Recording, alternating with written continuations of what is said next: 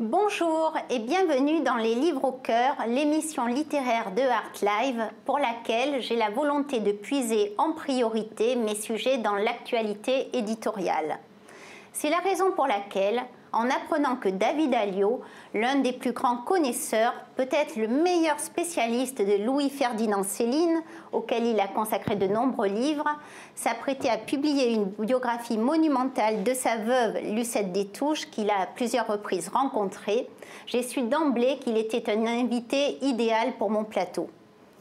À la suite de la polémique de 2011, où la protestation de Serge Klarsfeld fit retirer Céline de la liste des 500 personnalités et événements pour lesquels le ministère de la Culture souhaitait des célébrations nationales, et de la réédition juste afortée des pamphlets à paraître en mai 2018, il semblait intéressant de se pencher sur le cas Céline à travers la vie de sa femme.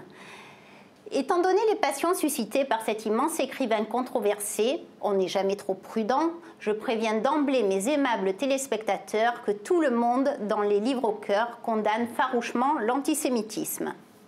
Ce qui ne nous empêchera pas ici de rendre hommage, comme le fait Fabrice Lucchini depuis des années, à l'auteur de Voyage au bout de la nuit et de Mort à crédit, entre autres, qui, inventant un langage matiné d'argot, mis au service d'une terrible lucidité, oscillant entre désespoir et humour, violence et tendresse, révolutionna la littérature du XXe siècle. Louis-Ferdinand Céline métamorphosa en son temps le récit romanesque traditionnel, jouant avec les rythmes et les sonorités dans ce qu'il appelle sa petite musique. Puisque je suis accoutumée à placer deux écrivains l'un face à l'autre et qu'il y a inévitablement une dimension affective dans mes choix, mes coups de cœur, en lisant Madame Céline, une évidence s'est imposée à moi. Catherine Lopez-Curval était, avec son livre incroyable, Femme d'artiste, femme artiste, l'interlocutrice rêvée pour David Alliot. C'est lorsque j'étais l'attachée de presse d'Antoinette Fouque et de son magnifique Espace des femmes, situé 35 rue Jacob à Paris, il y a 10 ans, que j'ai découvert l'œuvre de cette peintre d'exception, largement connue et reconnue, dont le Fonds national d'art contemporain du Centre Georges Pompidou a même fait l'acquisition d'une œuvre en 2000. La légendaire éditrice Antoinette Fouque aimait penser que procréation et création participaient du même principe, que les hommes s'étaient accaparés la création artistique car ils ne pouvaient pas procréer. La naissance des éditions et de la Galerie des femmes avait pour but de rétablir un équilibre entre les deux sexes, en donnant aux femmes un espace de création. C'est donc sur une idée d'Antoinette Fouque, qui avait souvent des idées géniales, que Catherine Lopez-Curval a pu en quelque sorte tomber enceinte puis accoucher de ce livre sur les femmes d'artistes qui m'a fortement émerveillée. Tilt, ai-je ressenti. Le voilà mon sujet en or. Madame Céline est une femme d'artiste. Ça tient la route, quelle émission formidable en perspective. Lucette des Touches n'était pas dans le livre de Catherine Lopez-Curval. Gageons qu'elle sera intégrée dans un second tome. Il paraît logique de commencer cette conversation avec Catherine Lopez-Curval et de feuilleter ensemble les pages de son livre Femme d'artiste, femme artiste. Je me suis amusée à dresser une typologie de ces différents schémas conjugaux. Nous essaierons ensuite avec David Alliot de classer Madame Céline dans une ou plusieurs catégories. Catherine Lopez-Curval, bonjour. Bonjour Guylaine. Vous êtes l'une des peintres les plus significatives de la deuxième génération de ce qu'on appelle la figuration narrative. Donc ce livre, il s'agit en fait de 44 portraits. J'ai essayé à travers ce livre surtout de mettre en lumière la présence de femmes exceptionnelles qui ont collaboré, qui ont travaillé avec leur mari, avec leurs compagnons, et souvent des femmes oubliées. Certaines ont été totalement occultées de l'histoire de l'art. Et justement, Antoinette Fouque m'avait suggéré ce thème. Bon, je trouvais que c'était difficile, ça me semblait très difficile de réunir dans une image l'histoire d'un couple, d'essayer d'exprimer. Bon, je me dis, je vais essayer, je verrai bien. Et effectivement, je me suis intéressée, et j'ai pensé tout de suite aux couples les plus emblématiques, les plus célèbres, entre guillemets. Et nous avons commencé par faire une exposition, justement. Et quand l'exposition a eu lieu, les gens qui sont venus voir ne comprenaient pas très bien, ne connaissaient pas l'existence de ces femmes, ne comprenaient pas l'histoire. Alors les éditrices m'ont dit tout de suite, il faut expliquer, vous devez expliquer l'histoire de chaque couple. Ce serait intéressant de montrer à quel point elles ont été importantes et indissociables de l'œuvre de leurs compagnons. Je pense que ce sont déjà des femmes exceptionnelles parce qu'elles ont envie de vivre autre chose. Elles n'ont pas envie d'avoir une vie ordinaire. Elles savent déjà qu'en vivant avec un artiste, elles vont vivre différemment. Elles vont déjà provoquer des réactions dans leur famille, elles vont être critiquées. Voilà, parce qu'être artiste au 19e siècle, au 20e siècle, ça signifie toujours une vie de débauche, enfin une vie pas normale, voilà, pas conforme. Donc de toute façon, dès le départ, elles sont exceptionnelles de par leur choix, de par leur envie d'être différentes.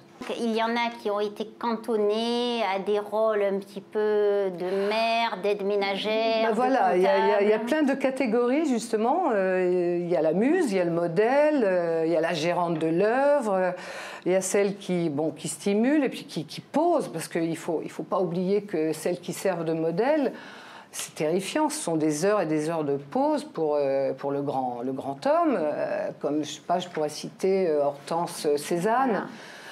Qui a posé pour son mari. Il a fait une vingtaine de portraits d'elle qui sont des chefs-d'œuvre, de purs chefs-d'œuvre, même si on a surtout parlé des natures mortes de Cézanne, de sa montagne Sainte-Victoire qu'il a peint éternellement, mais il a fait 27 portraits de sa femme qui sont magnifiques. Et elle a posé pendant des heures, il lui imposait de ne pas bouger, il lui imposait de ne pas s'exprimer, de ne pas parler. Enfin, il était terrifiant, il était terrible, il était très dur avec elle. Elle a été totalement ignorée par la famille parce que Cézanne, qui était d'un milieu assez aisé, son père était banquier, il n'a pas osé dire à sa famille qu'il était en couple avec une femme qui était d'un autre milieu, elle était d'un milieu plus ordinaire. Donc de peur de perdre la location que son père lui versait tous les mois, il a caché sa vie familiale et même la naissance de son fils. Il a attendu des années avant de présenter sa femme et son enfant. Donc elle a vécu avec les difficultés financières et en plus dans une espèce de secret comme ça qui devait être très très dur à supporter. Et en plus c'était une jolie femme, elle était gaie, elle était joyeuse, elle avait envie de s'exprimer et lui l'a forcée au silence. Voilà. Dans la typologie que j'ai établie à partir de vos 44 portraits, j'ai même repéré 2 femmes qui sont Alma Réville et Liv Ullmann, où là, les maris sont devenus des bourreaux. On aborde le milieu du cinéma. Donc Alma Réville, effectivement, quand elle rencontre Hitchcock, c'est une scénariste, elle a des ambitions de réalisatrice, elle aimerait beaucoup réaliser, elle est très douée, elle est script, enfin, elle sait faire plein de choses. Hitchcock est encore un débutant, ils se rencontrent d'abord sur l'écriture d'un scénario, je crois, et puis bon, Hitchcock va tomber amoureux d'elle, et ils vont se marier, et à partir de ce moment-là, Alma va se mettre à son service, elle va vraiment être vraiment très très proche de lui, elle va écrire des scénarios avec lui, elle va s'occuper de tout dans ses films, elle va être vraiment une assistante privilégiée, et puis une stimulatrice, elle le stimule parce que apparemment, Hitchcock est quelqu'un d'assez tourmenté, il est assez complexé parce qu'il est très gros. Et puis elle va avoir le problème aussi des fantasmes de Hitchcock sur ses actrices. Il a une passion pour les blondes, les jolies femmes. Et évidemment, avec le physique qu'il a, ça ne se passe pas très bien. Donc Alma doit supporter aussi tout ça. Et, bon, voilà. Elle est prise vraiment dans des difficultés professionnelles et des difficultés affectives. Voilà. Et d'ailleurs, à la fin de sa vie, lorsqu'il reçoit un prix pour l'ensemble de sa carrière, Alfred Hitchcock, il tient à remercier 4 personnes. Voilà. Il dit « La première est monteuse, la deuxième scénariste, la troisième est la mère de ma fille et la quatrième est une merveilleuse cuisinière qui fait toujours des miracles. » Elle se nomme Alma Réville. Il lui rend hommage, voilà. Tout à fait mérité. Et c'est la fameuse scène de Psychose, c'est elle qui l'a obligé à mettre de la musique sur cette scène, la scène du crime, disons, dans le film. Parce que lui, il voulait faire une scène silencieuse. Elle a vraiment insisté, et c'est devenu la scène culte du film. Francine Camus aussi, pareil, c'est le cas où elle remplit tous les rôles, puisque à la fin, il écrit dans le premier Rome une œuvre posthume, « J'ai 4 femmes à la fois » et mène donc une vie vide. Et elle remplissait vraiment... et elle en a souffert beaucoup, elle a souffert beaucoup de ses infidélités. Voilà, c'était une femme aussi intelligente, mathématicienne, musicienne, une très jolie femme, mais Camus aimait les femmes en général. Alors, il y a les femmes qui n'existaient aussi qu'à travers leur mari. J'avais noté Annabelle Buffet, et qui, lorsqu'il est mort, en plus il s'est suicidé, elle déclare « Tu t'es suicidé et c'est moi qui suis morte ce jour-là ». Et Cosima Wagner, elle dit à Wagner « Le jour de votre mort sera le mien ». On ne fait pas plus fort. C'est très fort, sauf que Cosima, oui, elle avait dit ça, et à la mort de Wagner, elle est effondrée, effectivement, mais elle va faire un travail colossal à Bayreuth, elle va reprendre le festival en main, elle est musicienne, c'est une femme exceptionnelle, c'est une femme très cultivée, très brillante. Les femmes ne se sont pas toutes sacrifiées pour il y a des rebelles, il y a des rebelles, et il y en a même qui réussissent, on peut dire, mieux que leur mari, puisqu'il y a 2 cas. Il y a Élisabeth Vigée-Lebrun, qui est devenue le peintre officiel de Marie-Antoinette. Absolument. Et son mari était juste un marchand, un collectionneur. Il est devenu un peu son agent. Et puis, il y a Niki de Saint-Phal. Ça, c'est une belle histoire. Par contre, c'est un couple assez extraordinaire parce que, justement, là, ils sont en osmose, ils sont dans la création tous les deux. Je veux dire que même Tinguely va se mettre au service de l'œuvre de Niki. Il va l'aider, comme lui, il est dans le métal, il est dans les charpentes métalliques, il est un peu l'ingénieur, disons. Elle est dans la sculpture. Il se met à son service et ils ont des œuvres en commun. C'est un couple magnifique. Il est arrivé aussi que des femmes arrivent à créer à 4 mains avec leur mari artiste. N'est-ce pas, oui, ça c'est magnifique. Justement, on a des exemples extraordinaires. Il y a eu vraiment des associations. Jean Tinguely, Sophie Tauber Harpe et Jean Harpe. Même Camille Claudel et... Bon, là, on peut reparler de Camille. Camille Claudel et Rodin, ils ont quand même travaillé ensemble jusqu'au moment où Camille s'est rendue compte que... elle serait toujours considérée comme l'élève de Rodin, qu'elle n'arriverait pas à trouver son existence propre, ce qui était quand même déjà très gonflé à l'époque, parce que elle a vraiment été une pionnière. Elle a tout bravé. Déjà, quand Camille a voulu faire des études de sculpture, les écoles de beaux-arts étaient interdites aux femmes. Elles n'avaient pas accès, donc les femmes étaient obligées de prendre des cours dans des écoles privées. Bon, c'est là qu'elle va rencontrer Rodin, qui remplace le professeur habituel et qui découvre le travail de Camille et qui se rend compte qu'elle a un potentiel magnifique et qu'elle travaille un peu dans son esprit, justement. Mais Camille a 18 ans ou 19 ans, lui, dans la quarantaine. Rodin a déjà une œuvre très, très puissante, très construite. Il l'engage dans ses ateliers et il lui fait exécuter les pièces les plus difficiles, les mains, les pieds, enfin ce qui donne le plus de mal à un sculpteur. Et puis, on connaît l'histoire, ils sont tombés follement amoureux l'un de l'autre. Pour l'époque, une jeune fille de bonne famille qui a un amant, qui avec un homme qui est marié, qui est artiste, enfin elle cumule tout ce qu'il ne faut pas faire pour l'époque, pour une jeune femme. Et un frère célèbre. Et voilà, un frère célèbre. Voilà, absolument. Donc c'est terrifiant. Donc elle se rend compte très vite qu'avec Rodin, elle sera toujours considérée comme son élève et que son œuvre ne sera jamais considérée à part entière. Donc elle le quitte et en même temps, elle était très jalouse du fait qu'il ne veuille pas quitter sa femme pour elle. Donc elle crée une œuvre beaucoup plus personnelle. Elle fait des œuvres beaucoup plus petites, beaucoup plus intimes, comme La Vague, Les Causeuses, des œuvres comme ça, très difficiles, en plus dans des matériaux très difficiles. Et puis finalement, elle se rend compte que ça ne marche pas très bien, elle n'a pas de commandes, elle a des problèmes d'argent. Donc elle commence à souffrir terriblement de cet état. Elle fait une dépression qui ne méritait pas son internement, voilà, je veux dire. Mais l'originalité de votre livre, ce que j'ai appris surpris sur Camille Claudel, c'est que finalement, elle souffre plutôt de la domination masculine et de la misogynie de son époque Absolument. que de Rodin qui voudrait la court-circuiter. Parce qu'en fait, à un moment, bien qu'elle ne reçoit pas de commande d'État, ce qui l'affecte profondément, c'est Rodin lui-même qui intervient Absolument. pour qu'elle ait une commande d'une statue en marbre. Absolument, il a essayé de l'aider, il a essayé de la protéger, il a même essayé, même quand ils étaient Donc plus je ne ensemble, savais pas ça. Il a même discrètement payé son loyer d'atelier. Mais en fait, c'est pas Rodin qui lui a fait du mal, c'est la société. Donc il n'était pas aussi salaud qu'on le dit. Non, absolument pas. Je pense au contraire qu'il a été follement amoureux d'elle et c'est elle qui l'a quitté. C'est elle parce qu'elle revendiquait sa position d'artiste. Simplement, c'est la société qui était misogyne et qui ne laissait pas la place aux femmes, tout simplement. Et il n'est pas responsable. Mais lui, évidemment, il était dans la position du grand artiste. Dans certains cas, comme celui d'Alma Mahler, là, c'est lui qui lui a dit « tu arrêtes tes compositions, ah non, ça c'est terrible. Tu te consacres à mon œuvre ». Absolument, il lui a soumis une forme de contrat où il lui demande de renoncer à la musique, à la composition, parce que justement Alma est une très bonne musicienne. Elle veut composer, elle rêve d'écrire des opéras. Enfin, elle a vraiment une...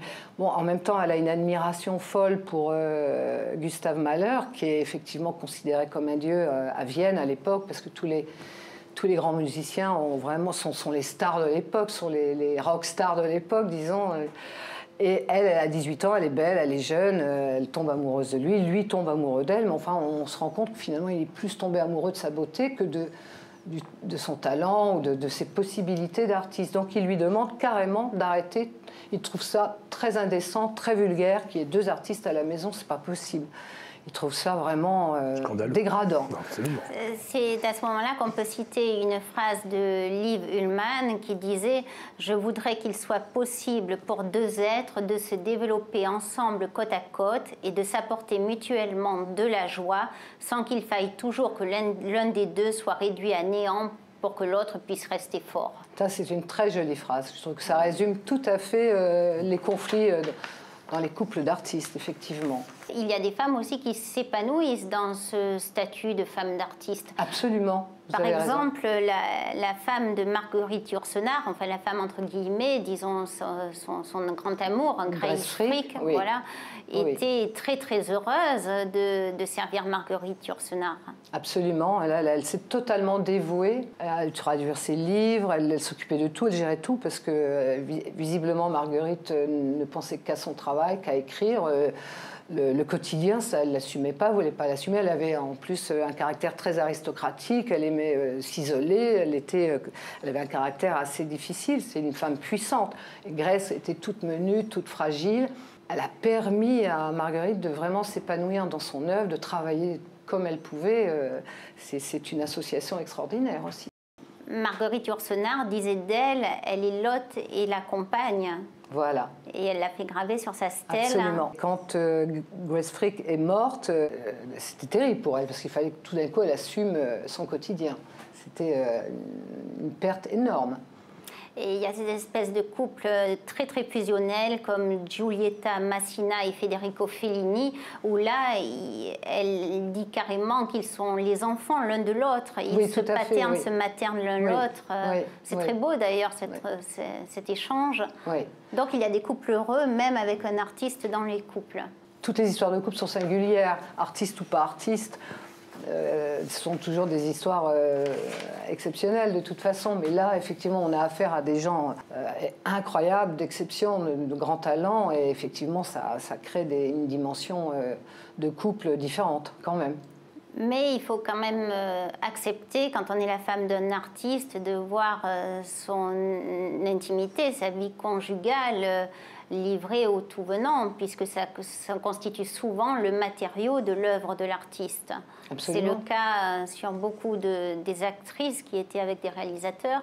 Qui sont présents dans votre livre. Et même certains peintres, même Picasso, qui a eu dont la vie a été très médiatisée.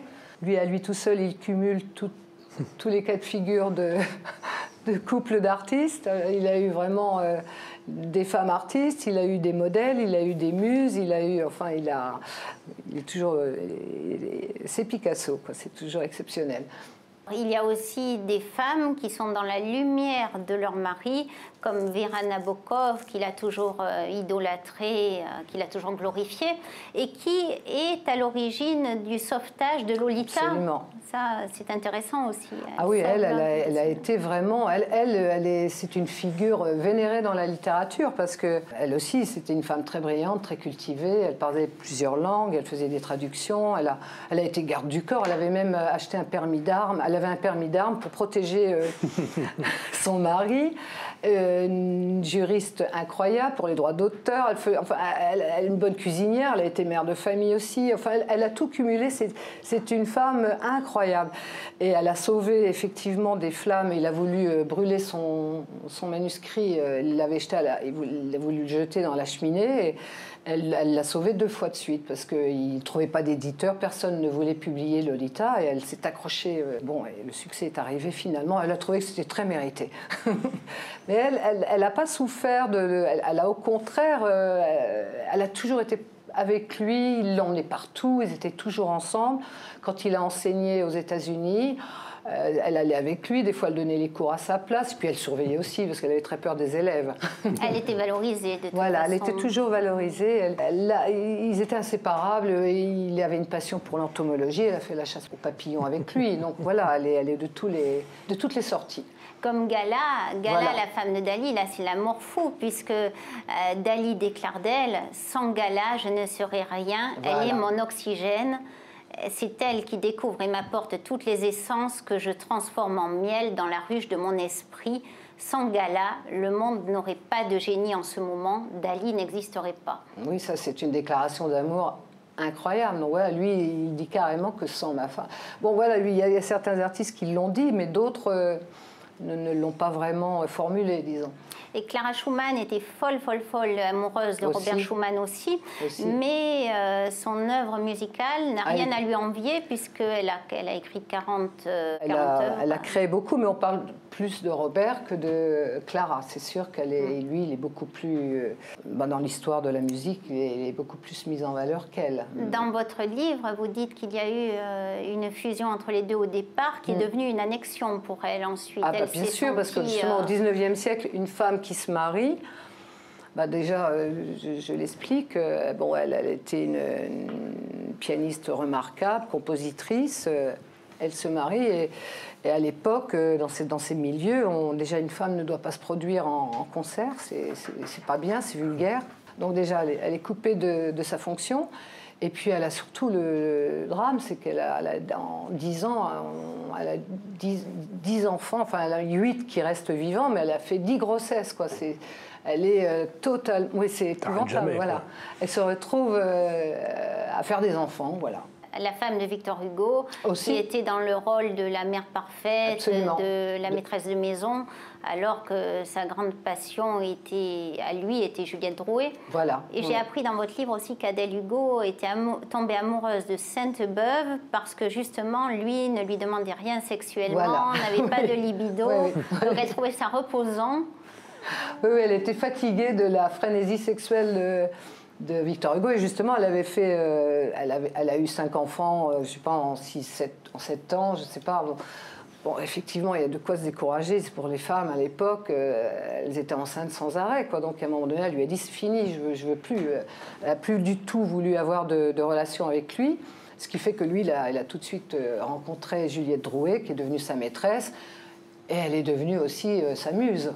Elle l'a suivi partout. Même s'il avait d'autres aventures, d'autres histoires, mais il a eu la maîtresse idéale et la femme idéale.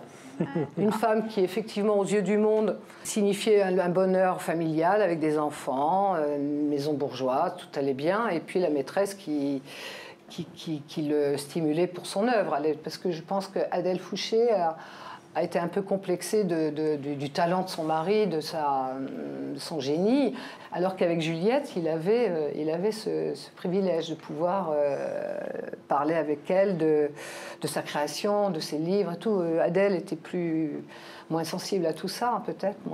Mais Hugo, de toute façon, est resté avec elle, comme Yves Montand avec Simone Signoret, comme Sartre et Beauvoir, qui parlaient d'amour contingente à l'intérieur d'une fidélité sans faille. Absolument. absolument. Ils restent malgré tout nus parce qu'ils ont une image publique aussi qu'il faut défendre. Comme, oui, vous parlez de Montand Signoret, c'est un couple aussi qui était très médiatisé. Donc, effectivement, même s'il y a plein d'histoires à côté, on en découvre chaque jour davantage. Mais on garde le couple pour le public. Voilà, c'est important. Il symbolise quelque chose.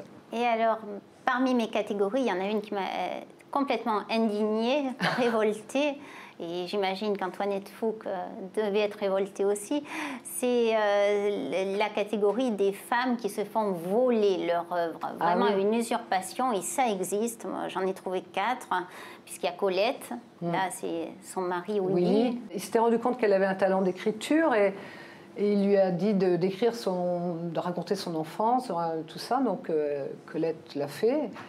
Et jusqu'au moment où elle a découvert qu'il s'était approprié les livres, il avait même vendu les droits à ses éditeurs. Enfin voilà, c'était vraiment un vol total. Elle lui a pas pardonné. Mais en même temps, c'est lui qui l'a incité à écrire.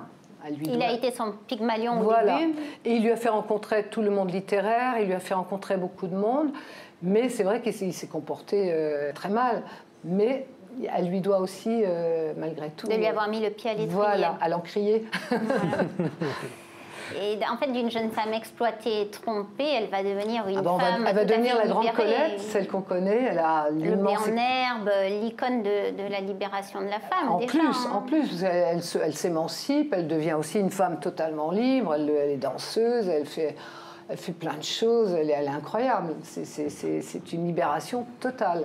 Elle devient une très grande écrivaine. Alors, parmi les volets, vous avez Margaret Keane aussi, à qui Walter Keane a pris ses œuvres. Oui. Elle n'était absolument pas consciente, jusqu'au moment où elle a entendu à la radio son mari parler de sa peinture. Et elle n'avait pas imaginé que son mari pouvait faire croire qu'il était l'auteur de ses peintures en plus. Lui, c'était un type assez costaud, très viril et tout. Et les peintures, ce sont des enfants qui ont des grands yeux, des peintures assez kitsch. Alors voilà, donc ça crée une espèce de décalage entre le personnage et sa peinture jusqu'au moment où elle a découvert le vol, elle lui a fait procès, ils sont passés au tribunal et là, ils ont mis les deux côte à côte avec un chevalet et un tableau. On dit voilà, maintenant on va savoir qui est le vrai, qui peint les œuvres. Et elle a peint un tableau en une demi-heure et l'autre, le tableau est resté tout blanc. Il a dit qu'il ne pouvait pas peindre parce qu'il avait le bras, il avait un problème au bras. Donc voilà, et elle a réussi à récupérer ce qu'il lui devait. Au sein des volets, on a Camille Claudel, on l'a évoqué, et puis Zelda Fitzgerald. C'est une histoire dramatique, oui, aussi, très, très dramatique. C'est une fille assez exceptionnelle aussi pour l'époque en Amérique. C'est déjà une femme libre. Elle voulait conduire, boire, se comporter s'amuser, faire la fête, se conduire comme un homme, quoi, quelque part. Et Scott tombe amoureux d'elle, elle est très belle, et simplement il n'a pas d'argent. Elle est d'une famille très bourgeoise, très aisée. Et il a fallu qu'il réalise un succès littéraire pour que la famille accepte le mariage. Et là, après, ils vont mener la grande vie, ils vont aller en Europe. Et ils vont changer la vie de la Côte d'Azur avec leur nuit folle, leur nuit d'alcool. Mais malheureusement, Zelda est malheureuse parce qu'elle se rend compte que lui seul est l'artiste. Elle veut créer aussi, elle veut écrire. Alors elle écrit et finalement Scott s'inspire beaucoup, vole un peu dans ses cahiers, vole sa vie d'abord, utilise ses lettres, même pour son chef-d'œuvre, Tendre la nuit, là. Voilà, donc il y a un vol et elle s'en rend compte et là elle devient folle. C'est monstrueux. C'est monstrueux, oui, c'est monstrueux. Et une dernière femme que j'aimerais qu'on évoque, Catherine, parce que je ne la connaissais pas avant votre livre, ni son mari d'ailleurs, c'est Paula Modersohn-Becker.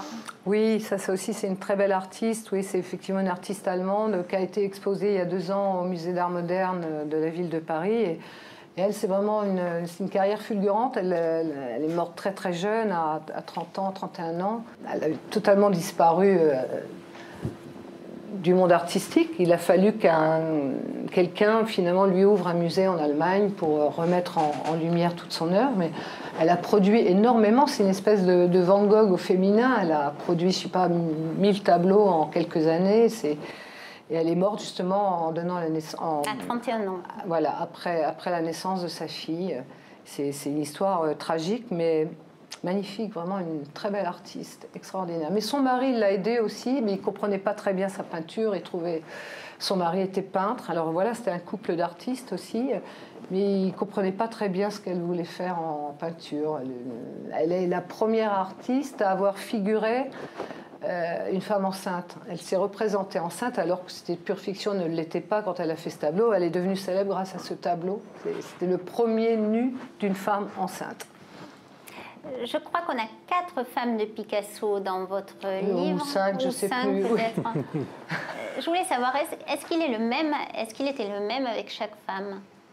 Ça, je ne peux pas dire. Mais apparemment, il a eu des histoires très différentes avec chaque femme. Et il a eu d'ailleurs une œuvre différente pour chaque femme. C'est ça qui est extraordinaire. Et beaucoup ont été artistes.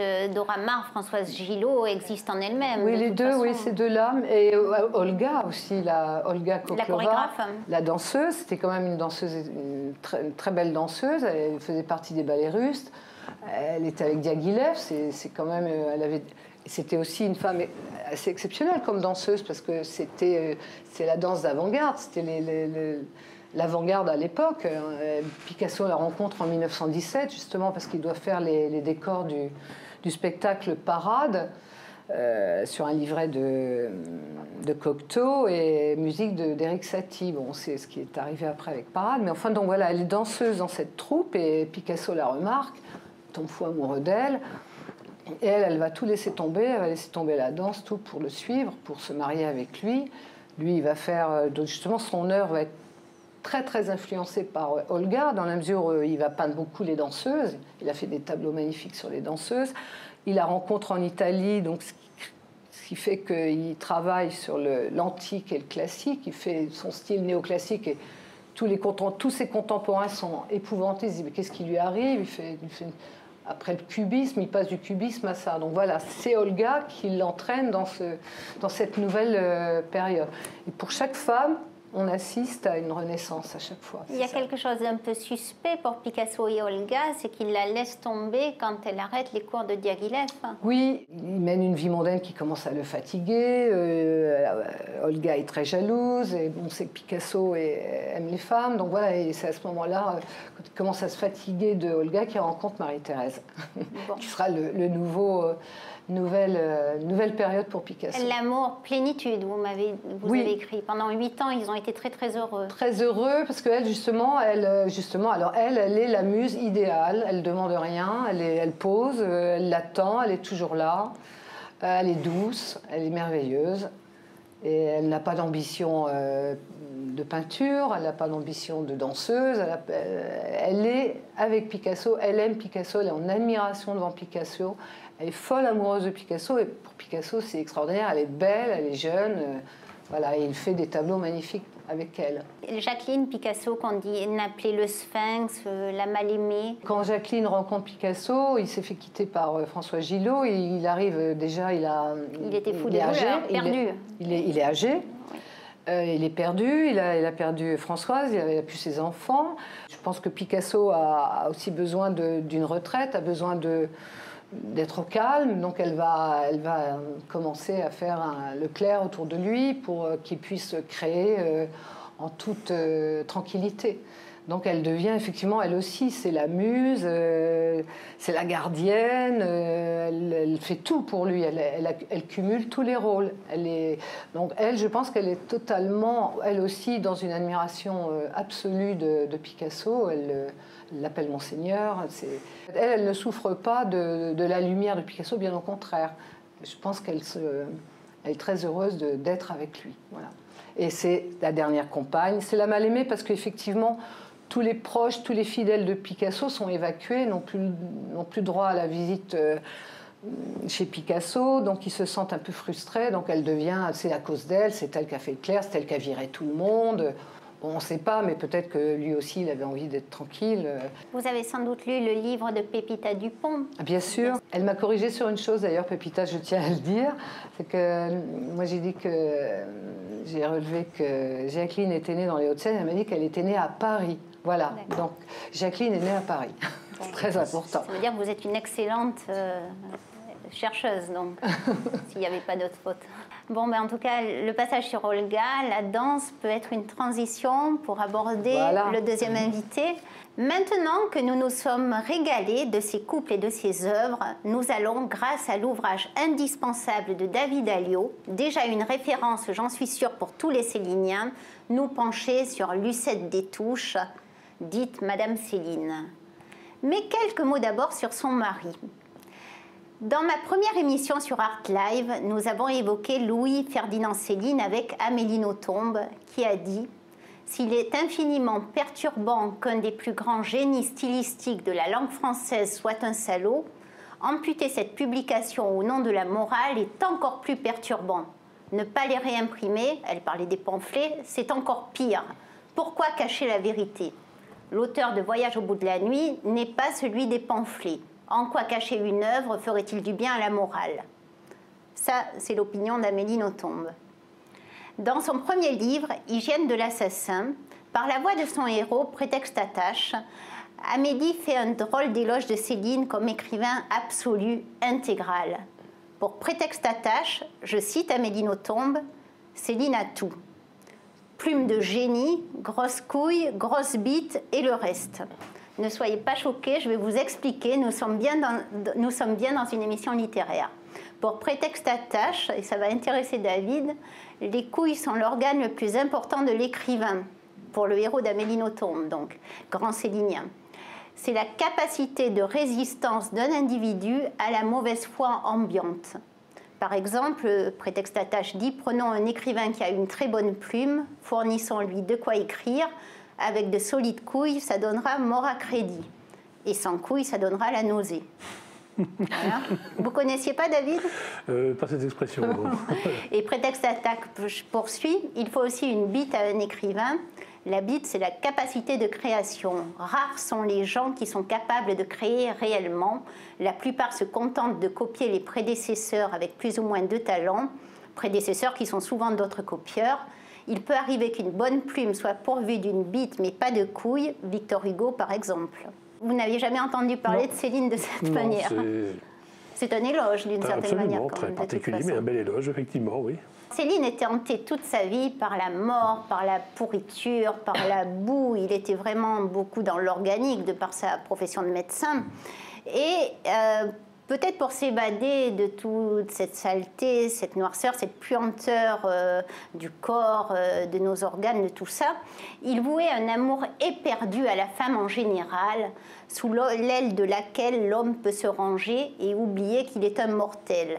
Il disait « J'aime les perfections physiques des femmes jusqu'au délire. C'est une vérité que je vous livre, elle commande toutes les autres. » À travers la femme, et les danseuses en particulier, il construit son art poétique. Alors Lucette, j'ai essayé de faire un petit peu dans le thème pour la décoration, puisque j'ai amené ma petite Lucette à moi, qui est une danseuse aussi. Et elle a des jolies ballerines, et puis je porte une petite danseuse autour du cou. Donc nous allons aborder avec la jeunesse de Lucette, et d'ailleurs toute sa vie, car elle est toute sa vie restée danseuse, l'univers de la danse, c'est-à-dire de la légèreté, de la femme aérienne et gracieuse qui obsédait totalement Céline, et ça nourrissait son inspiration. Il avait besoin des femmes et surtout besoin des danseuses, puisque son amour précédent Lucette, Elisabeth Craig, était aussi une danseuse. Elle était également une danseuse, il avait besoin de cette perfection physique que représente la danse, cette beauté, cette légèreté aussi. Hein. Vous parliez tout à l'heure de la côté organique, la lourdeur des hommes, la lourdeur de la société. Il avait besoin de ces petits moments de grâce qu'étaient la danse, la beauté, la légèreté, les entrechats. Et d'ailleurs, il y a beaucoup de points communs entre la danse et la littérature, ou la création en peinture. C'est beaucoup de travail, c'est des heures de répétition, c'est des sacrifices. Des sacrifices en termes d'horaire, en termes de nourriture, parce qu'on doit garder un corps, une santé absolument parfaite, pour obtenir finalement quelques dizaines de secondes de grâce et de beauté. La littérature, c'est pareil. C'est beaucoup de raturage, on réécrit, on remanie, on reprend, etc. La peinture aussi, on ne fait pas un tableau n'importe comment. Donc, à un moment donné, on est devant la feuille, la toile ou devant la scène, tout est à faire et on sait comment on va faire. Il faut attraper le public, il faut attraper le lecteur, il faut attraper le visiteur, il faut l'emmener là où on veut l'emmener, mais on ne l'emmène pas de force, il vient lui-même.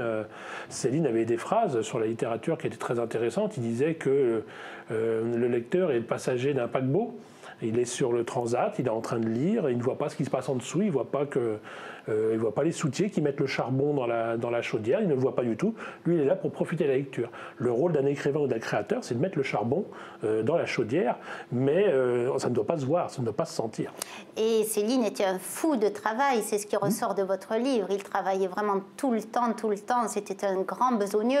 D'ailleurs, je crois que j'ai repéré qu'à un moment, il dit « Je ne suis pas plus doué qu'un autre, je travaille davantage, j'ai plus de méthodes. » J'ai plus de méthodes, tout à fait. Voilà. Il avait une double vie déjà. Il avait une vie de médecin, et cette vie de médecin lui était indispensable aussi, parce qu'elle nourrissait son travail d'écrivain. Quand vous regardez Voyage au bout de la nuit, il y a des passages entiers qui se passent à Clichy, au moment où il était au dispensaire de Clichy.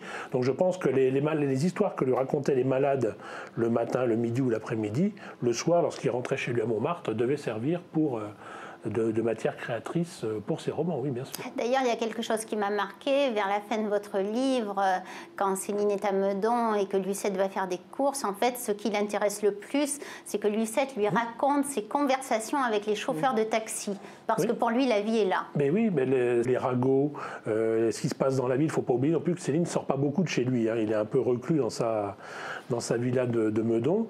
Il travaille beaucoup, effectivement, puis il n'a plus trop envie, enfin l'être humain ne l'a jamais beaucoup passionné, donc il n'a plus trop envie de les voir. Puis Paris n'est pas loin, mais finalement, elle est toute proche, mais assez loin pour lui. Et en fait, ce qu'il aime bien, oui, c'est les petites histoires que lui raconte sa femme, oui.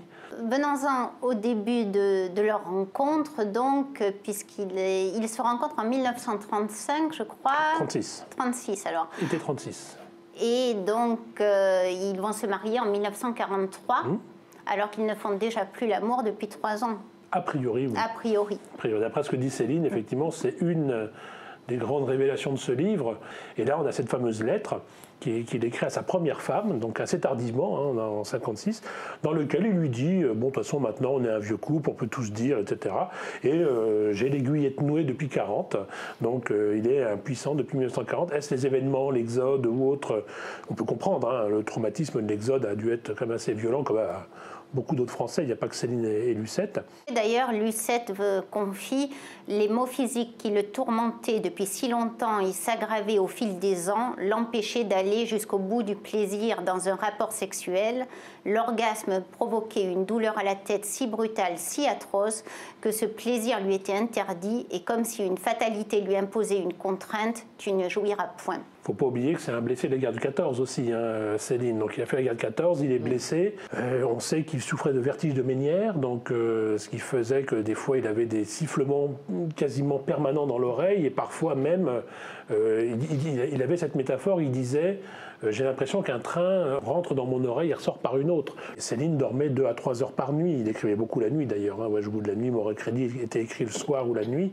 Donc si vous voulez, en termes de santé physique, c'était quand même quelqu'un qui était déjà, même quand il avait 40-50 ans, qui était quand même beaucoup plus atteint, alors que physiquement il pouvait être encore bien et bel homme, bien présenté, mais en fait c'est un homme qui souffrait beaucoup, oui, donc ça jouait. C'est à partir de la découverte de son impuissance sexuelle qu'il commence à se négliger physiquement. Tous les témoignages que l'on a de Céline pendant l'entre-deux-guerres, c'est d'ailleurs même les photos, c'est le parfait playboy, hein, habillé à la dernière mode, tweed anglais, avec un très chic, sourire ravageur, de très beaux yeux bleus. Tous les témoignages que vous avez évoqués tout à l'heure dans Céline l'autre que j'ai recueillis sur les femmes qui ont connu ou aimé Céline sont toutes unanimes. C'était un très grand séducteur, un très bel homme, un amant extraordinaire. Et effectivement, à partir de 1940, la redoutable, comme il l'appelait, arrive. Et c'est à partir de là, effectivement, que commence un peu à se déglinguer l'allure physique de Céline, avec des tenues, même lorsqu'il va dans son dispensaire à Meudon, lorsqu'il arrive, personne ne veut croire que c'est le docteur, parce qu'il a les moufles attachés au cou, il a une gabardine canadienne mal ajustée, enfin, le pantalon qui tire bouchonne, avec des ficelles qui font office de ceinture. On n'est pas franchement dans le médecin respectable comme pouvait l'être à l'époque. C'est effectivement à partir de 1940 jusqu'aux années 60 à Meudon, hein, où il va complètement se désintéresser de son aspect de séduction. Et effectivement, oui, jusqu'à la fin. On peut dire qu'il est foudroyé par la grâce alors qu'il assiste au cours de danse de l'école de Blanche d'Alexandrie. C'est là où il voit Lucette et donc il va revenir tous les jours. Et puis il était remarquable, si on peut dire. C'était un bel homme, très grand. Là, on est en 1936, lorsqu'a lieu la rencontre avec Lucette. Oui, effectivement, déjà, aller voir les danseuses, c'était un peu un studio de danse. C'était effectivement, quand on aime les danseuses, c'est le moment ou jamais d'y aller.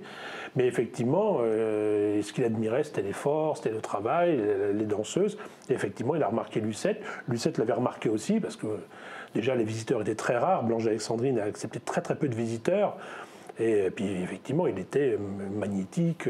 On a des témoignages, même des hommes étaient séduits par Céline. Enfin, pour vous dire à quel point le personnage pouvait être magnétique et charismatique, hommes et femmes pouvaient être séduits par Céline, ne serait-ce que sa présence, sans même qu'il ait besoin de parler. Et elle va céder assez vite à ses avances d'ailleurs. Tout à fait, elle va le remarquer. Alors ça va commencer de façon assez en douceur, par des petits mots, il la raccompagne, ça reste très chaste. Au début, il lui paye le taxi, enfin, au début c'est vraiment en douceur. Et au bout de quelques mois, ça y est, ils sont ensemble, assez rapidement, oui. Il y a un film que j'ai regardé en préparant mon émission, c'est aux éditions du Montparnasse, Céline Vivant. Et en fait, on voit donc Lucette Détouche aussi. J'ai voulu replonger dans le livre de David après avoir revu ce film. On l'entend dire que sa relation avec Céline, en gros, c'était il parlait, moi j'écoutais. Elle était tout le temps dans le silence. C'est un peu Céline et Lucette, c'est l'assemblage des contraires. On pourrait dire le yin et le yang. Céline, c'est quelqu'un qui est extrêmement extraverti, et Lucette est beaucoup plus introvertie, silencieuse, dans l'accompagnement. Et puis j'ai envie de dire, avec une personne comme Céline à côté de soi, je pense qu'avoir voix au chapitre, ça ne devait pas être facile non plus tous les jours. Donc voilà, c'est l'assemblage des contraires. Ils avaient des points communs, c'est la création, leur art respectif, mais pour beaucoup d'autres choses, notamment, j'en parle pas mal dans le livre aussi, c'est le côté financier. Céline est radin et elle est plutôt dépensière. Oui, donc, ce qui ne sera pas sans causer quelques petits problèmes. Il y a quelque chose qui m'a beaucoup choquée, c'est qu'à un moment, Céline est en prison et puis il y a la dame qui s'appelle Karen Marie Jensen, chez qui dort Lucette, qui va moucharder, qui raconte que Lucette s'est acheté un manteau de fourrure et quelques fantaisies. Et Céline lui envoie une lettre absolument terrible. Et sidérante, parce que lui, il est en prison à cause de ses conneries. Et puis, il lui fait des remontrances en disant qu'elle achète trop de choses, qu'elle va les mettre sur la paille, qu'elle doit pas dépenser plus de 10 francs par semaine ou je sais pas quoi, enfin la monnaie de l'époque. Mais enfin, c'est sidérant qu'il lui donne des leçons alors que lui, il est en prison et c'est lui qui les a entraînés dans cette galère. Il ne faut pas oublier que Céline est un fils de commerçant. Donc Céline est un fils de commerçant, donc il sait compter la valeur de l'argent, il sait ce que c'est. En plus, il devait bien se douter que sa femme était un peu portée à la dépense, donc il tenait la bride très serrée autour du cou de ce côté-là, parce qu'il était radin. Et effectivement, là, on est à Copenhague. En plus, Copenhague, après-guerre, déjà, les pays du Nord, la vie est chère déjà à la base. Ils sont exilés, lui il est en prison, elle est dans une situation un peu bancale.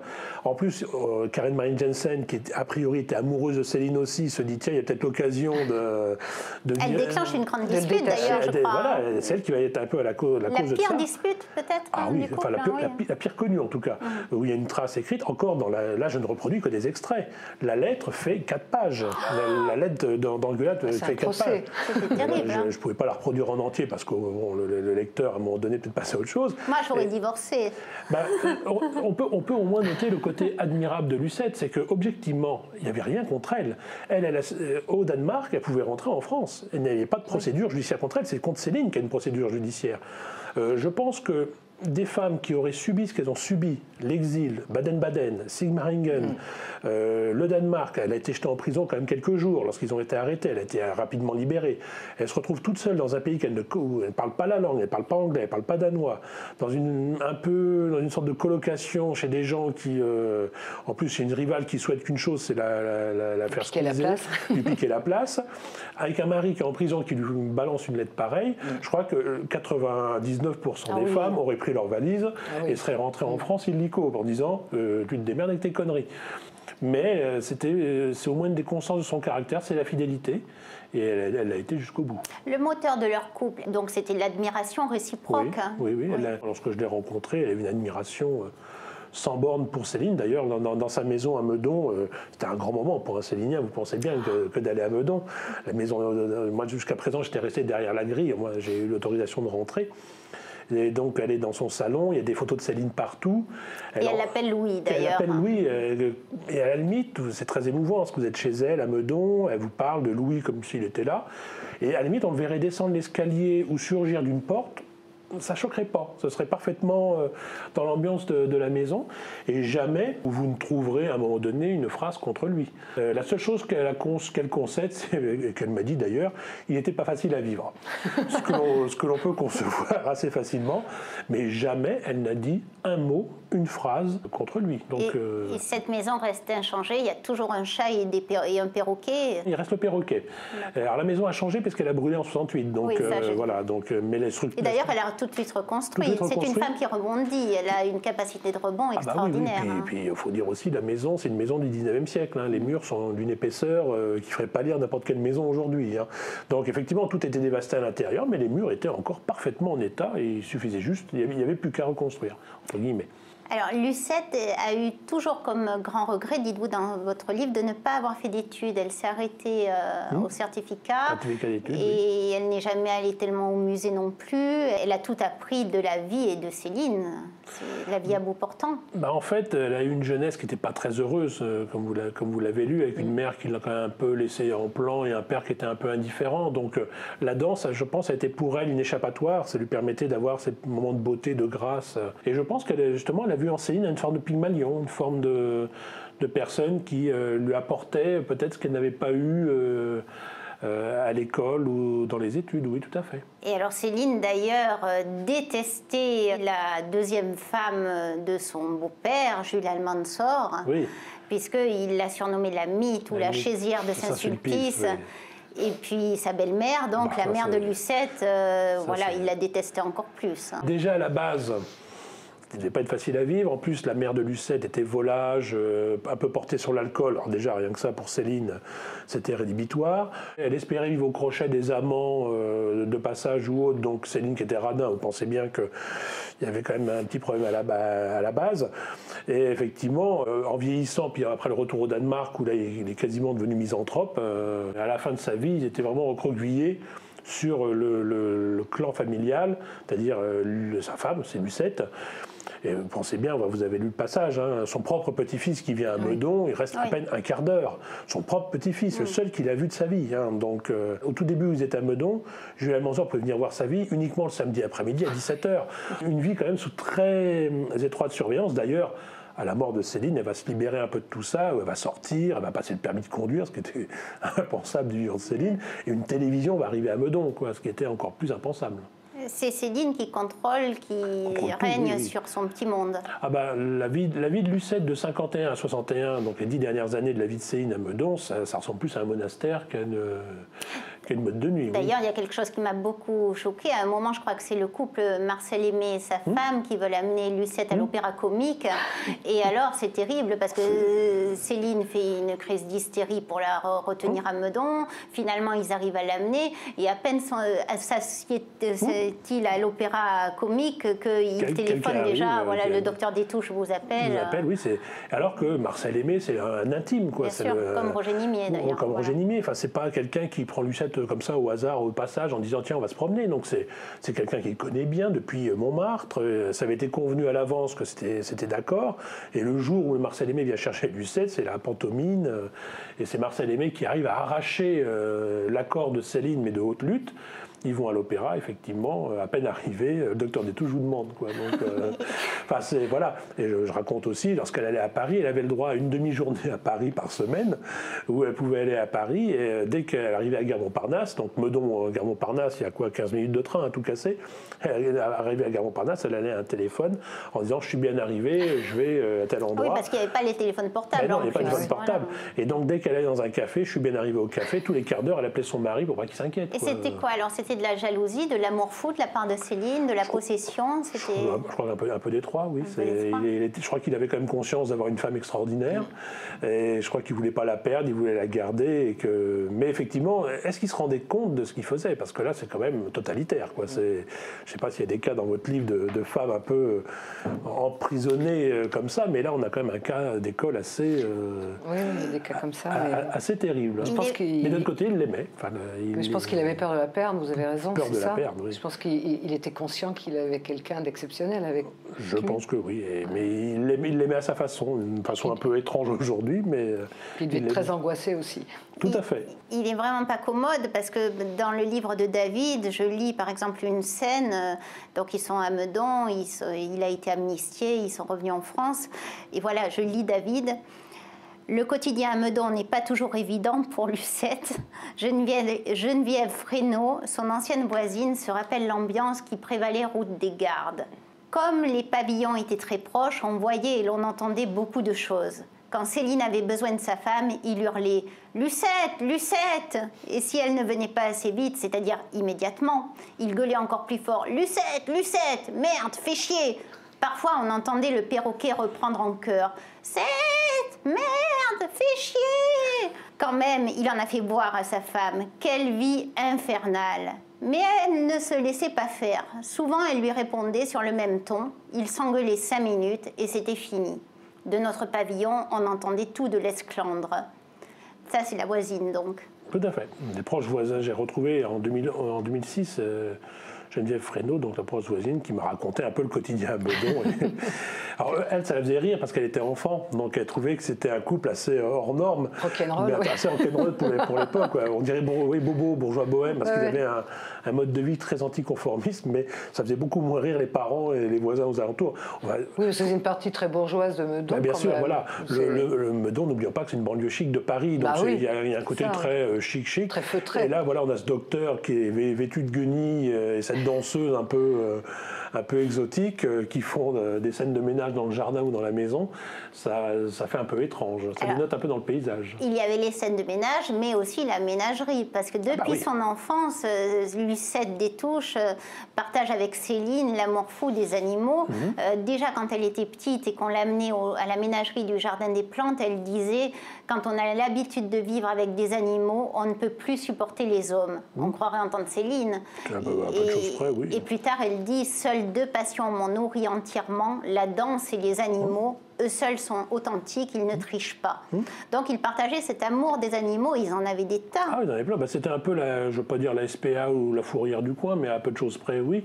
Dès qu'un animal était recueilli et qu'il allait être emmené pour être euthanasié, souvent la maison, on l'emmenait des fois au docteur Détouche, ça vous dit de le prendre.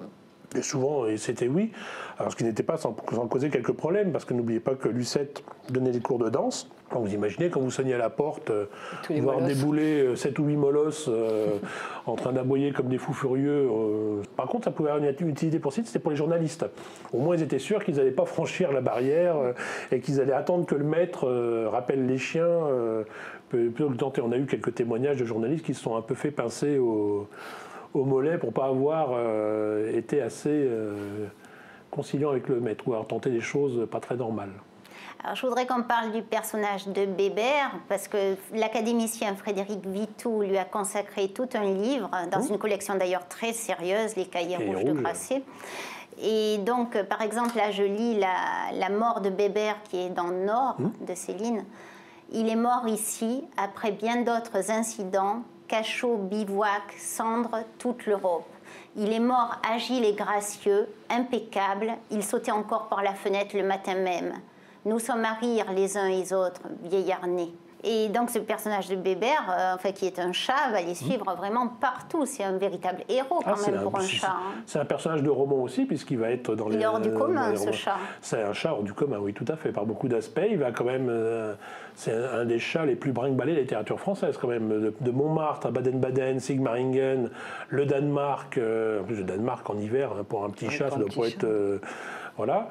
Et il revient mourir à Meudon. D'ailleurs, lorsqu'ils se font arrêter, ils sont tous les trois arrêtés, Lucette, Bébert et Céline. Bébert est relâché le premier. Voilà. Lucette fait 11 jours d'emprisonnement. Voilà. Et c'est Céline en 47, libérée le dernier. Mais effectivement, Bébert étant un collabo bien connu des services français, donc il est arrêté lui aussi, il va être mis en fourrière, il va être rapidement libéré et récupéré. Mais c'est vrai que c'est un chat qui a une vie très aventureuse et mouvementée, oui. Si on revient au retour de Céline en France, donc lorsqu'il est amnistié par la justice de son pays, donc il rentre avec Lucette, ils vont s'installer à Meudon, et là donc va commencer un petit peu le défilé de tout le milieu littéraire, qui vont aller leur rendre visite. Il y en a même qui s'inscrivent à des cours de danse parce que c'est Madame Céline. À travers votre livre, David, on revisite toute l'histoire d'un siècle aussi, et des monuments du paysage littéraire défilent les uns après les autres. J'ai parlé de Marcel Aimé, mais il y a donc aussi Roger Nimier qui va sortir Céline de la galère, d'ailleurs, en éditant un succès en librairie. C'est lui qui va orchestrer le lancement de D'un château l'autre en 1957. C'est vrai que Gallimard et surtout Céline avaient opté pour un profil bas entre 1952 et 1954 pour le lancement de Féerie pour Notre foi 1 et 2. Et là, Roger Nimier va dire non, les lancements en catimini, pas question. Et là, il va sortir la grosse caisse et les tambours, et c'est le lancement D'un château l'autre. Et c'est là que va d'ailleurs que Céline va renaître d'un point de vue littéraire, d'un point de vue médiatique, où les journalistes effectivement vont reprendre le chemin de Meudon, vont venir voir un peu le maître dans sa tanière. Suite au flop de Féerie pour Une autre fois. Voilà, c'est Nimier qui dit non, c'est pas possible que le plus grand écrivain de ce temps soit condamné aux échecs, donc il relance. Il va le lancer médiatiquement, quelque chose de tout nouveau pour Céline à l'époque.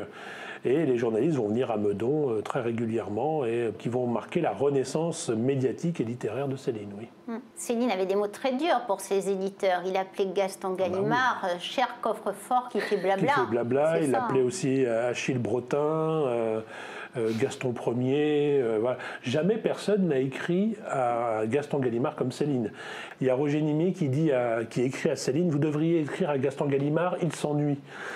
Parce qu'en général, quand ils écrivent à Gaston Gallimard, c'est cher ami, cher maître, c'est des discussions très sérieuses, etc. Et effectivement, Céline débarque en disant, cher coffre-fort qui fait blabla, je schématise, mais ta maison, tout le monde roupille, vous êtes toujours en vacances, il n'y a que moi qui bosse. Et Gaston Gallimard, d'ailleurs, répond souvent très benoîtement en disant, mais oui, cher ami, vous avez raison, je vais y remédier, etc. Toujours très poli et courtois. Et finalement, Céline finit par un peu se lasser, parce qu'en face de lui, il y a une sorte d'édredon qui encaisse à peu près tous les coups. Céline était conscient qu'il avait, entre guillemets, déconné, et même sans guillemets d'ailleurs, pendant la guerre, puisque, donc, par exemple, il disait à Roger Nimier, « Ah, mon cher confrère, je ne sais si c'est ma liberté ou mon génie qui m'ont fourré dans l'état où je me trouve, mais ça doit être plutôt, à mon sens, ma connerie. Moins con, je ne serais jamais tombé si bas. » Après 1945 et la découverte des camps d'Auschwitz et autres, certains écrits d'avant-guerre peuvent mener à des choses terribles et irréparables. Dont tu n'avais peut-être pas conscience. Probablement pas. Il faut aussi se remettre dans le contexte que, dans les années 30, le pamphlet antisémite, il y en a partout, dans la presse, librairie, etc. C'est quelque chose de très courant. Alors quand il se lance dans ce créneau-là, il n'est pas le premier, il n'est pas le dernier non plus. C'est même une vieille tradition, malheureusement, littéraire en France. Seulement en 1945, tout le monde découvre où peut mener ce genre d'écrit. Et si Céline ne devait pas avoir une grande amitié pour les Juifs, lui, ce qu'il voulait, c'était avoir son petit poste peinard, être le chef et faire ce qu'il voulait. Seulement, il avait souvent des Juifs au-dessus de lui, et ça devait l'horripiler, etc. Le bon vieux créneau, les bons Français devraient avoir les postes, etc., etc. On a souvent dit, en fait, Céline, son antisémitisme trouve sa source dans un antimilitarisme dû à la Première Guerre mondiale et une volonté de paix parce que pour lui, ce sont les Juifs qui poussent au conflit. C'est ce qu'il va raconter. C'est ce qu'il raconte, en tout cas. Ce qu'il raconte dans Bagatelle pour un massacre, mais je pense que l'antisémitisme de Céline vient plus loin, même de son enfance. Céline naît en 1894, et il naît 6 mois avant le début de l'affaire Dreyfus. Donc c'est un enfant qui va toute sa jeunesse, et ça, je pense que ça marque à un moment donné, toute sa jeunesse, 6, 7, 8, 9, 10 ans, va être marqué par l'affaire Dreyfus, les pour, les contre, etc. Il ne faut pas oublier, ça a quand même divisé la France de façon très profonde, l'affaire Dreyfus. On sait que le père de Céline était antisémite, qui lisait La France juive de Drummond, donc, qui était le grand organe antisémite, et que jusqu'à la mort de son père, son père est mort en 1932, le père de Céline était convaincu que Dreyfus était coupable. Donc quand vous avez une jeunesse dans un monde pareil, en plus fils de commerçant, c'est pas le milieu le plus propice, on va dire, au milieu le plus progressiste, bah, ça forme un esprit. Donc je pense qu'il a toujours été antisémite, oui. Et sauf qu'à un moment donné, ça explose parce qu'effectivement, lié à cet antimilitarisme, pour lui, la France et l'Allemagne sont 2 pays frères qui sont plus amis qu'ennemis, et que les seuls qui poussent à la guerre, bah, c'est les Juifs, parce que les Juifs sont à Moscou, ils sont à Londres, ils sont à New York, et c'est les seuls qui ont intérêt à la guerre, c'est les Juifs. Mais ça, c'est une littérature qu'on entendait dans les années 30 tous les jours dans toutes les presses. Céline, en termes d'antisémitisme, n'a strictement rien inventé. Il a mis son génie littéraire, malheureusement, mais en termes d'antisémitisme, il n'a strictement rien inventé. Ce n'est pas en cassant le thermomètre qu'on enlève la fièvre. Bah non. Donc, voilà. Donc ça, sur la réédition des pamphlets. Absolument. Bah ça, c'est pour la réédition des pamphlets, c'est effectivement un des débats récents.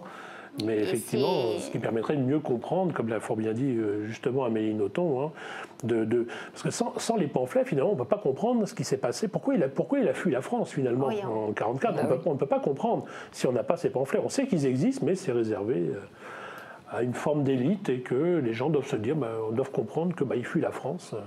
Et j'ai envie de dire, sans les pamphlets, on n'aurait pas eu d'un Châteaulotte, Nord, Rigaudon. Et c'est Raphaël Enthoven qui dit, il ne faut pas laisser la part d'ombre dans l'ombre. Mais non, Voltaire disait qu'il n'y a que le crime qui se cache. Donc pourquoi laisser tout ça dans l'ombre? Au contraire, il ne faut pas avoir peur de son passé.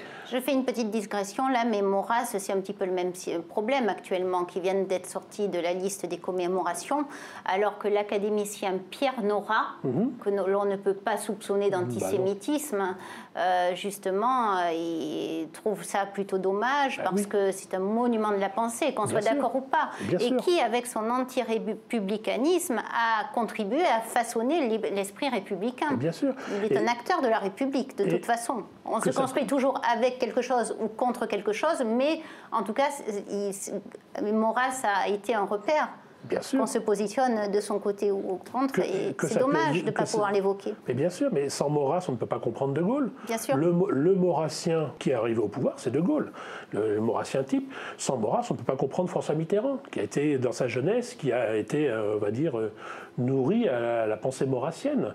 Voilà. Donc ça veut dire que ça nous prive, ça prive les gens de toute la pensée, d'un acteur majeur de la pensée du début du XXe siècle, très contestable peut-être, mais fondamental dans la pensée française du XXe siècle, oui, bien sûr.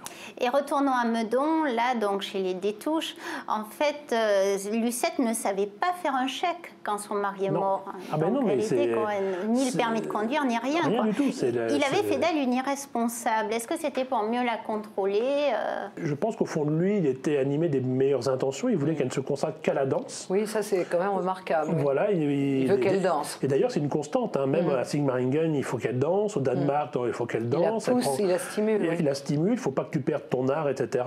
Et je pense qu'au fond de lui-même, il était persuadé de faire une bonne chose. De façon, mais c'est vrai qu'aujourd'hui ça paraîtrait comme un étouffement mais je pense qu'il voulait la déresponsabiliser de plein de choses pour qu'elle ne se consacre qu'à la danse. Ah oui. Et c'est un raisonnement qui aujourd'hui peut paraître très étrange, parce qu'effectivement ça fait plus aujourd'hui prison qu'autre chose, quoi. Mais effectivement elle était irresponsable sur beaucoup de choses. Et effectivement à la mort de Céline en 61, elle se retrouve maintenant à gérer un patrimoine qu'elle connaît mais elle n'a aucune idée comment ça se fait. Elle se retrouve à devoir faire gérer la maison, mais elle n'a jamais fait un chèque de sa vie. Donc oui, on peut comprendre que les premières années sans Céline aient dû être un petit peu compliquées pour elle, oui. Céline lui disait d'ailleurs, tu es incapable de vivre seule, tu demeures une mineure, une enfant capricieuse et inconséquente. En m'enfermant, on a libéré ta folie, ton romantisme épileptique de dépenses qui ne conservera plus rien. Voilà, ça c'est. D'un autre côté, il n'est pas tout à fait tort, parce qu'une fois libérée de Céline, à Meudon, elle va pouvoir dépenser un petit peu plus. Et bon, après j'évoque, mais Maître Gibault l'évoque aussi très pudiquement lorsqu'il parle des fêtes et quand il parle avec beaucoup de foie gras, de saumon fumé. Foie gras, saumon fumé, caviar. Très généreuse. À une époque où c'est pas courant. Oui, voilà. C'est quand même du grand luxe. C'est quand même du grand luxe. Et Maître Gibault a toujours cette phrase très elliptique, des dépenses un peu superflues, voire inutiles. Après Céline, lorsqu'elle allait à Paris, elle achetait beaucoup de vêtements qu'elle ne portait jamais. Donc il y a eu cette... C'est un travers très féminin. Une frénésie. Oui, mais elle a été privée pendant toute la vie avec Céline. Céline disparue, ça y est, c'est un peu la liberté. Et même jusqu'à une date très récente, puisque j'en avais parlé avec François Gibault ou plusieurs de leurs intimes, qui disaient qu'à un moment, il a peut-être fallu un peu calmer le jeu, parce qu'elle dépensait plus que les droits d'auteur et que les cours de danse, quoi. Donc à un moment donné, ça pouvait poser quelques problèmes. Alors en 61, Céline voit sa santé dégradée et le dernier à le voir serait notre ami Christian Dedé, qu'on connaît tous les deux. Absolument. Voilà. Et il disait on pouvait voir la mort dans ses yeux, il grelottait de froid sous la canicule. C'est le dernier... Et Arletty lui a rendu visite aussi un peu avant sa mort. Voilà. Je précise que David Alliot a écrit aussi une biographie d'Arletty. Tout à fait, sur les années d'occupation d'Arletty par occupation. Mais effectivement, oui, c'est Christian Dedé et Arletty, les derniers visiteurs du soir, si je pouvais paraphraser pour Arletty. Donc, les derniers visiteurs, effectivement. Mais Christian Dedé, son témoignage est très intéressant, parce que non seulement c'était un jeune médecin, donc il était étudiant en médecine, donc il avait ce regard médical, et il commençait à écrire des romans. Donc, ce qui fait qu'on retrouve le même schéma qu'avec Céline. Beaucoup d'écrivains ont été médecins. Absolument. Mais Bulgakov, Tchekhov ou autres. Quand Céline meurt, on doit l'enterrer, et Lucette fait graver sur sa tombe qu'elle est née en 1912, parce qu'elle pensait qu'elle n'allait pas lui survivre plus d'une année. Elle pensait qu'elle allait très vite le rejoindre, donc elle fait marquer les dates de naissance et de mort de Céline, et elle, sa date de naissance, 1912-1900. Oui. Et maintenant, c'est dans les 2000 d'ailleurs. Il faudra refaire la plaque. Il va falloir refaire la tombe, enfin la plaque, je ne sais pas comment feront les marbriers, ça, on laissera faire les hommes de l'art. Mais effectivement, à la mort de Céline, elle avait toujours déclaré qu'elle ne pensait pas lui survivre plus de 6 mois. Qu'elle allait le rejoindre et pas lui survivre plus de 6 mois. Pour quelqu'un qui était veuve pendant 50 ans, la performance est quand même assez remarquable. Alors en 63, il y a aussi un événement considérable qui va aider à réhabiliter Céline, c'est la publication des Cahiers de Lerne par Dominique et Jacqueline Deroux. Donc ça, c'était à l'époque, les Cahiers de Lerne, c'était un ouvrage familial, amical et artisanal, on peut dire. Ils faisaient ça très simplement. Dans le livre, je raconte un peu la naissance de ce monument, parce qu'aujourd'hui encore, plus de 50 ans après leur publication, ça reste encore des ouvrages de référence pour quiconque s'intéresse à Céline. Et on ne peut que saluer le travail dans les conditions artisanales de l'époque, un peu folkloriques même, parce qu'ils avaient chacun leur travail et ils faisaient ça le soir après. Oui, c'est un monument littéraire de premier plan, oui. Hélas, Dominique Deroux a raté de très peu Céline, parce qu'il ne l'a pas rencontrée de son vivant. Non, à un an près, même pas 6 mois près, ça aurait pu se jouer par Roger Nimier notamment, qui aurait pu arranger la chose. Destin a décidé autrement. Et alors les Deroux étaient tellement obsédés par Céline que quand leur fils est né le 25 février 63, ils l'ont appelé Pierre-Guillaume, Louis-Ferdinand, Céline, Michel, Gédéon Deroux. Deroux, voilà. C'est un des rares à porter le nom complet de Céline. Gédéon, c'est pour Gédéon Talleyrand des Réaux. Et l'autre, c'est Bernanos. Donc c'était une aventure fabuleuse, ces Cahiers de Lerne, parce qu'ils étaient partis tout seuls, avec un enthousiasme en bandoulière. C'est ça. Ils sont partis avec leur enthousiasme. Il faut qu'ils rendent la place de Céline en littérature. Et ce qui n'était pas une sinécure à l'époque, puisqu'il y a quand même beaucoup de gens qui leur disent non, n'y allez pas, c'est quand même très dangereux, vous allez ruiner votre réputation. Ils ont quand même reçu des petits cercueils par courrier. Jacqueline Deroux était enceinte, Dominique Deroux était dans l'enthousiasme, et les gens leur disaient c'est suicidaire, c'est dangereux, et ils recevaient des petits cercueils. Donc vous imaginez un peu l'ambiance au quotidien ne devait pas être toujours très rose. Mais ils sont arrivés, et j'ai envie de dire, il y a tellement eu de matière qu'ils ont fait un premier volume en 63, il y en a eu un deuxième en 65. Donc c'est un cas unique dans les cahiers de Lerne, il y a 2 volumes sur un même écrivain, alors que d'habitude il n'y en avait qu'un seul. Le tout Paris défilait à Meudon, mais en lisant votre livre, dans la dernière partie, on voit des trucs incroyables. Modiano y est allé. Oui. Sagan a rencontré aussi Lucette. Malraux, Aznavour. Elle avait une petite cour autour d'elle, en fait. À Meudon, la Meudon de l'après-Céline. Marc-Édouard Nab, bien sûr. Voilà. C'est Madame Céline, c'est un personnage de roman, hein, dans les derniers romans de Céline. Et très belle, qui est restée très belle jusqu'à la fin de sa vie. C'est une danseuse, hein, le corps ça s'entretient, elle donne toujours les cours. Les admirateurs de Céline veulent aller voir la maison du maître, rencontrer la femme du maître. Et effectivement, oui, c'est le tout Paris. Encore, j'ai pas tout mis parce qu'il y en a encore plein d'autres, mais c'est le tout Paris littéraire, artistique. Mais d'un autre côté, Lucette, c'est une enfant de la balle, hein, c'est une enfant du spectacle, donc ça lui plaît. C'est naturel, oui. Oui, c'est naturel, ça lui plaît de recevoir des artistes, donc c'est pas illogique en soi. Même Simone Gallimard, Nadine Nimier, tout le monde va prendre des cours de danse. Et en plus, elle est très très dure parce qu'on la voit donner à un moment des cours de danse à une petite fille de 6 ans, une petite fille de Jean du Voyage, Marouchka, qui s'appelle Marouchka. Et donc Lucette lui dit, tu dois faire comme une écuyère dressant son cheval, rendre docile ton corps. Elle lui enseigne l'ascétisme au quotidien. Alors vous avez dit, elle était dure, Lucette employait un autre mot, elle était exigeante. Voilà. C'est pas tout à fait la même chose. La danse, c'est l'exigence. Donc elle était très exigeante avec elle-même et elle demandait effectivement beaucoup à ses élèves aussi. Et effectivement, même si tu as mal souri, c'est ça la danse, on ne doit pas voir la fabrication. Lorsque vous êtes spectateur et que vous voyez une danseuse ou un danseur, c'est la grâce, c'est la perfection, c'est la beauté absolue. Et on ne voit pas les détails, on ne voit pas la souffrance, on ne voit pas ces choses-là. Il faut tout donner.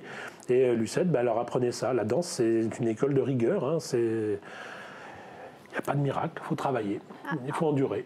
On a dans votre livre un témoignage intéressant de Madame Agnès, qui était la femme de ménage, et qui dit, le docteur Détouche, il était gentil. Il ne voulait pas que je me fatigue, il ne voulait pas que je touche à ses papiers. Oui, ça je peux comprendre. Mais par contre, elle dit qu'il avait tort de ne pas écouter sa femme. Et alors, sur la santé de Céline et la maladie, on a quelques passages qui révèlent une très très grande souffrance physique dans votre livre. Et en même temps, il ne veut absolument pas qu'on s'occupe de lui. Même, il refuse qu'elle lui mette une compresse.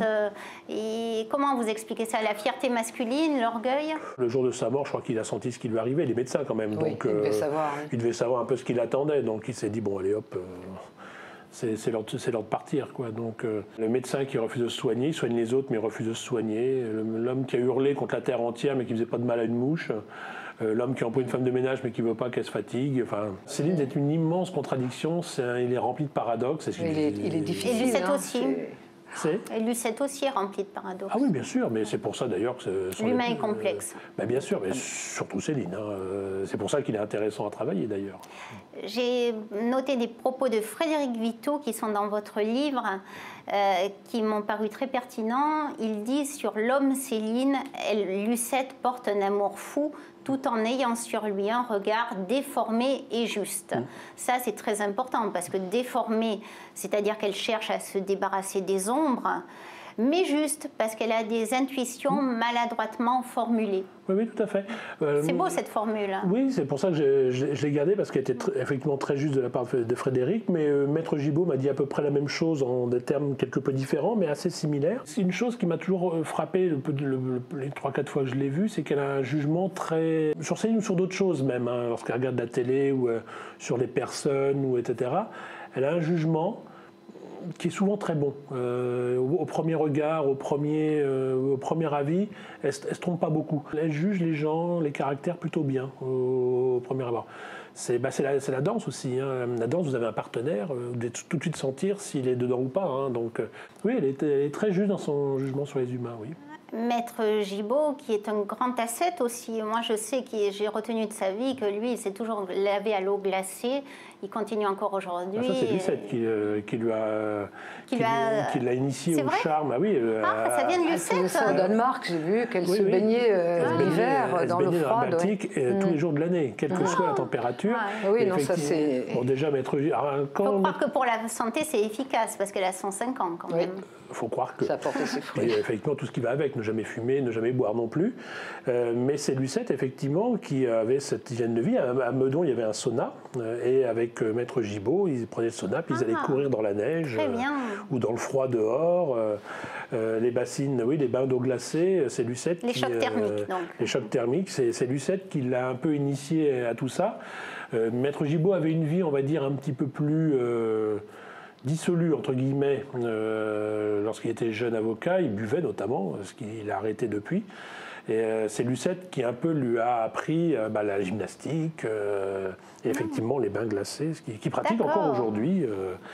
Et Maître Gibault a aujourd'hui une hygiène de vie assez irréprochable. Donc, grâce à vous, je saurais que ça vient de Lucette. Grâce à Lucette surtout. Et grâce à Gibault aussi, Lucette a réussi à décrypter Rigaudon. Ensemble, ils s'y attellent.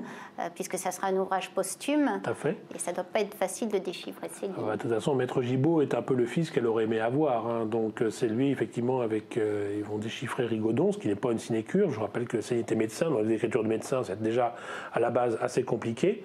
Ensuite, c'était à la fin de sa vie, donc la main était malade, donc il écrivait très mal.